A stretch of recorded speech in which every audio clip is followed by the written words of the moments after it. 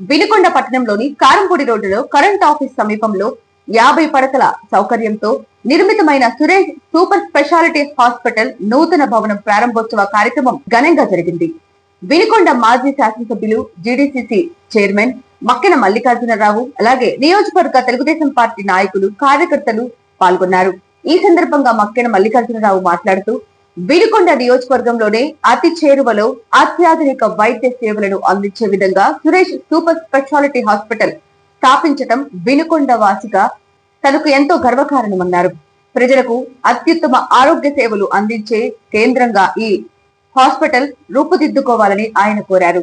Doctor అన్నా Manikanta Suresh kidney మరియు మూత్ర సంబంధిత వ్యాధుల శస్త్రచికిత్స నిపుణులు, అండ్రాలజీ మరియు గర్భధారణ వ్యాధుల ప్రత్యేక నిపుణులు, ప్రజలకు మెరుగైన వైద్యం నిరంతరం అందించి ప్రజల ఆదరణను పొందాలని ఆశాభావం వ్యక్తం చేశారు.